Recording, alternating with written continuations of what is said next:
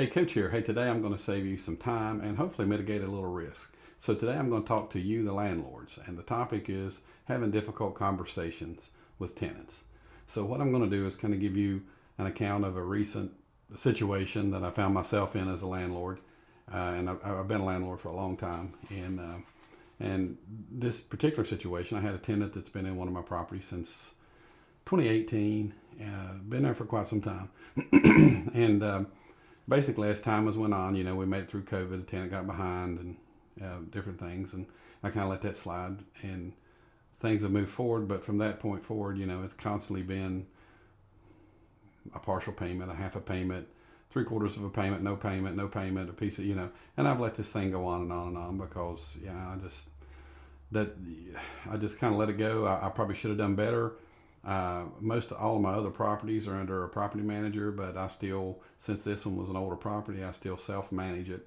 So I've kind of let this thing go on, and now, they're so far behind. I'm even embarrassed to say the amount that they're behind, but they're just, way behind, and there's really no chance for them ever to catch up. And I take a lot of that responsibility on myself for not taking action earlier. But that's sometimes as an older landlord, when you've been in the business a long time, we tend not to stay on top of those things. So that brings me to one of my first points is, if at all possible, try to hire a property manager to get between you and the tenant and take care of those types of things and stay on top of the payments and different things. I've kind of let it slip through, but all of my other properties I have and under property management. I have two different property managers in two different areas that take care of my properties. So anyway, so I go and in West Virginia we have to serve a 3-day notice to cure. So I go there to serve a 3-day notice to cure. Well, the tenants were there, come out and talk to me, and they've got so many things that's went on, and all kinds of different things and this and that, and that's good. And as a landlord, it's you have to be empathetic, and I'm not. I'm very empathetic. I understand things are tough, inflation's high, food, insurance, everything. But I also bring the conversation back to, I have expenses too. My real estate taxes have climbed steadily since 2018. Anybody that's in the rental business knows that your insurance has daggone near doubled since 2018. City fees, city taxes, everything, has seen a steep increase.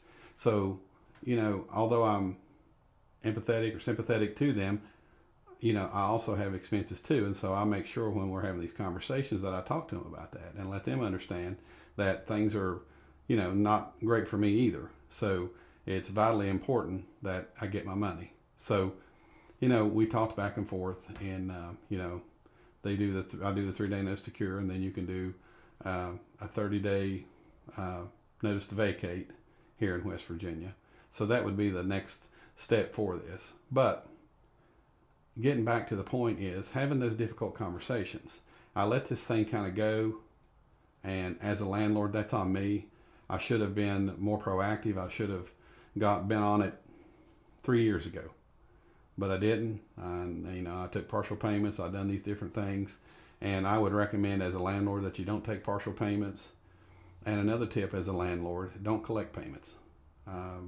I used to collect payments for years, and that's not the right thing to do, trying to collect cash or checks. So now, I try to do everything automated. I try to do it, through like apartments.com and some different companies like that, where my rent is collected automatically, and it keeps me from running around trying to collect payments, trying to meet people. They don't show up. So that's a big tip for a new landlord coming in is, please do not collect your own payments. Make sure you have an automated process for payments. So anyway, we fast forward. I talked to the tenants. I told them, they said, well, we're going to get you some money. We're going to, try to, get going. And I'm like, well, you're so far behind. I don't know if that will ever work. Well, then flash forward to today, they want to send me X number of dollars. And as a landlord, I can't take it with a clear conscience because, I really feel like I'm just going to get the property back. So I spoke with the tenant and I said, hey, why don't you take that money and put it towards another property, maybe another rental, maybe something, you get yourself HUD approved because you need help. And that's probably the best thing, is to get some help financially and get back on your feet, instead of giving it to me and then maybe we'd be back in the same situation. If I give them, let's say 3 more months or whatever, then we're going to be right back where we started. So those are the difficult conversations, and I would stress, as a landlord, if you're self-managing, make sure that you have those tough conversations as early as possible and don't let them drag on. So this is the only one that I have in self-management right now, and whatever happens here and whatever we end up doing, probably if I get the property back, I'll probably take the property and sell it. But I hope I can help these people. I hope I can get them on their feet, and I hope I can get them going. Maybe give them some good instruction and point them in the right direction.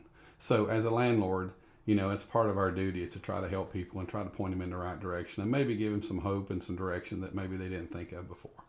So I hope this helps. Please try to subscribe to my channel. I give this information away for free from my 25, 30 plus years of being a landlord, a real estate broker, and a real estate investor. So hope this helps. Thanks for watching. I'm Coach from CoachBuysHomes.com.